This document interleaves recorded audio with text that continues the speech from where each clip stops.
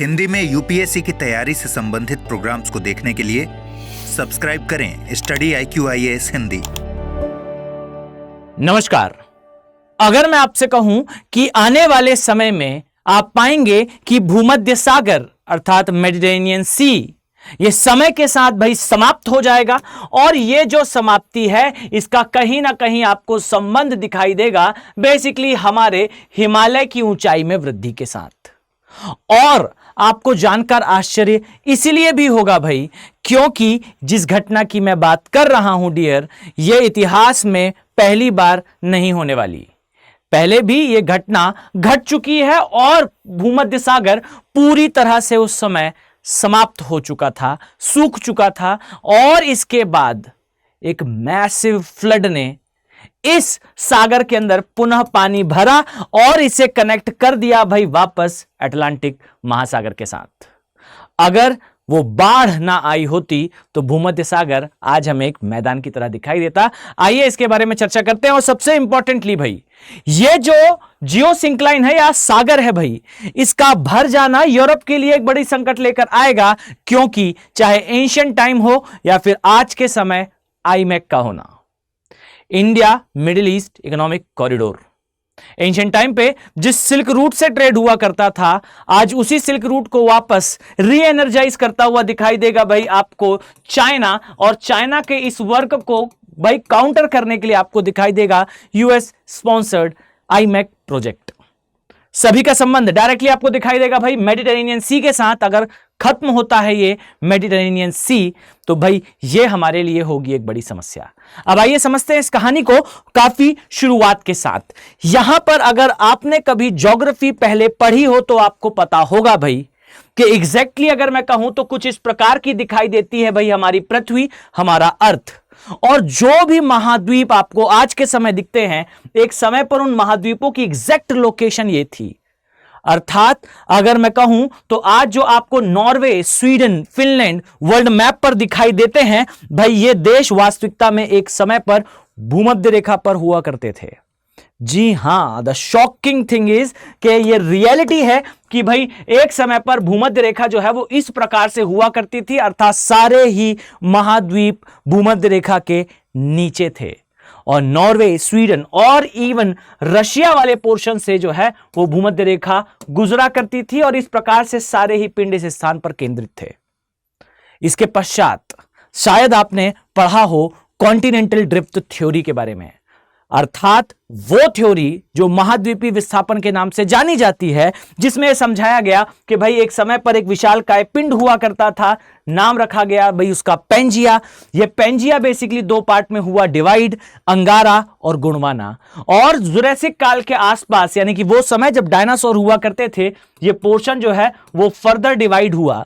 और इस further divide होने के पश्चात आपको वर्ल्ड मैप कुछ इस प्रकार का दिखाई देता है, जहां आप पाएंगे कि भाई ऊपर वाले अंगारा लैंड से एक पार्ट टूटा जो कि उत्तरी अमेरिका और दक्षिणी अमेरिका बना, जिसे हम पश्चिमी भाग में देखा करते हैं।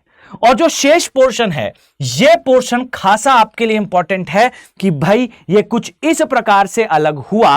अर्थात अफ्रीका हो, चाहे भारत हो, चाहे ऑस्ट्रेलिया हो, ये तीनों ही बेसिकली गोंडवाना लैंड से विभाजित होने के पश्चात, अर्थात इस भाग से विभाजित होने के पश्चात कुछ इस दिशा में, उत्तर की दिशा में भाई बढ़े। और यही उत्तर की दिशा में बढ़ना कहीं ना कहीं कारण बना अफ्रीका और ऊपर यूरोप के टकराने का। और इस टकराव के कारण उत्पत्ति होती है भाई एक बड़े सिंक्लाइन की। अब आपके दिमाग में प्रश्न आएगा कि यह सिंक्लाइन है क्या। जरा ध्यान से देखिए तो आप एक बात नोटिस कर पाएंगे कि भाई ये जो ऊपर वाला पोर्शन है, यहां पर कहीं यहां आता है यूरोप वाला एरिया, और इस स्थान पर आता है भाई एशिया वाला एरिया। अर्थात ये यूरोप है और ये एशिया है। और इस प्रकार से नीचे से जो महाद्वीप हैं ये ब्रेक होते हुए ऊपर की दिशा में बढ़े, और ये जो उत्तर की दिशा में बढ़ते हुए महाद्वीप थे, इन दो महाद्वीपों को जरा ध्यान से देखिए। आप एक बात नोटिस कर पाएंगे भाई, भारत जब टकराया इस स्थान पर तो यहां पर उत्पत्ति हुई भाई हिमालय की। बात कंसीडरेबल है। और इसी तरीके से अफ्रीका के ऊपर जाने के बाद इस स्थान पर निर्माण होना चाहिए था एक पर्वत का, पर यहां तो दो पर्वत हैं। अगर प्रायद्वीपीय भारत के टकराने से हिमालय की उत्पत्ति हुई तो उसी प्रकार से यूरोप में अफ्रीका के टकराने से जो है एक पर्वत बनना था। यहां पर एल्प्स और एटलस दो पर्वत क्यों?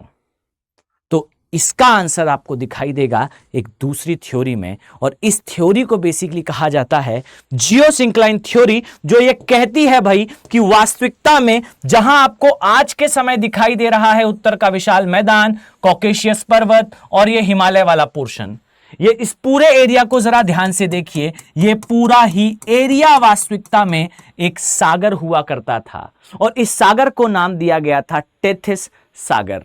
और आज के समय उस स्थान पर जो है वो हिमालय की उत्पत्ति, कहीं पर कैस्पियन सागर और कहीं पर भूमध्य सागर स्थित है।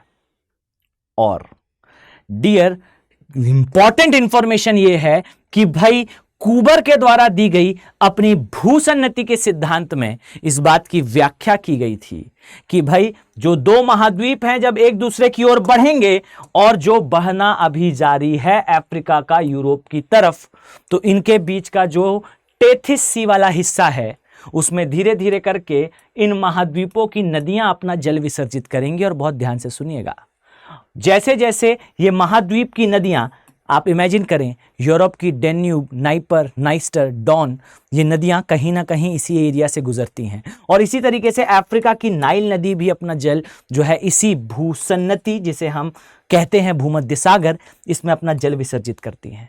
अब इसी तरीके से आप पाएंगे कि ये भूसन्नति समय के साथ भरती जाएगी, अर्थात टेथिस सागर अर्थात भूमध्य सागर समय के साथ भरता जाएगा। और इस भरने की क्रिया का अंतिम परिणाम कुछ इस प्रकार का होगा कि ये जो बीच का सागर आप देख रहे हैं, जिसे हम भूमध्य सागर कह रहे हैं, इसके दोनों ओर हमें एटलस और एल्प्स तो अभी दिख ही रहे हैं, बीच के एरिया में कुछ पानी शेष बचा हुआ है।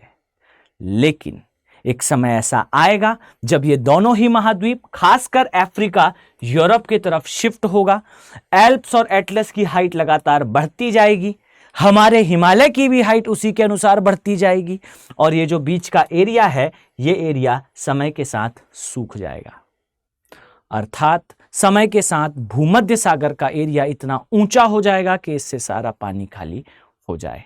पर नो डाउट कि ऐसा होने से पहले कहीं ना कहीं मानव इस पृथ्वी पर हो या ना हो, या फिर मानव इसे ग्रेजुअली जो है वो अपने ट्रेडमार्क से, अपने ट्रेड रूट से कहीं ना कहीं डिस्प्लेस कर दे, इसके होने की भी संभावना खासा दिखाई देती है। ऐसा हमने पहले भी कर रखा है।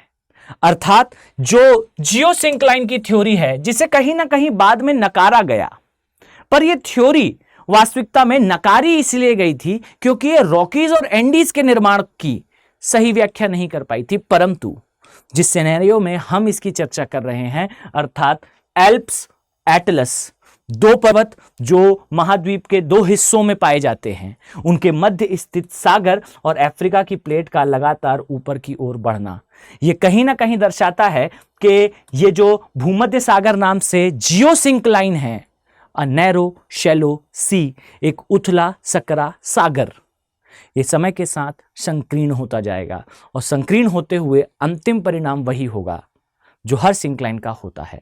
अर्थात पूरी तरह से भरने के पश्चात यहां पर वलन होंगे और इस स्थान पर या तो पहाड़ीय या तो पठारीय भाग का निर्माण होगा। Ending of Mediterranean sea geography का कोर कंसेप्ट है। आई थिंक आपको वीडियो जरूर इंफॉर्मेटिव लगा होगा। ध्यान दें, इसी प्रकार से जो है वो भारत में हिमालय का भी निर्माण होता है और कहीं ना कहीं जो तिब्बत वाला पार्ट है ये इसी क्रिया से निर्मित है। दो पर्वत श्रेणियों के बीच का भाग खत्म हुआ और सूखकर ऊपर आ गया सागर, बन गया भाई वहां पठार।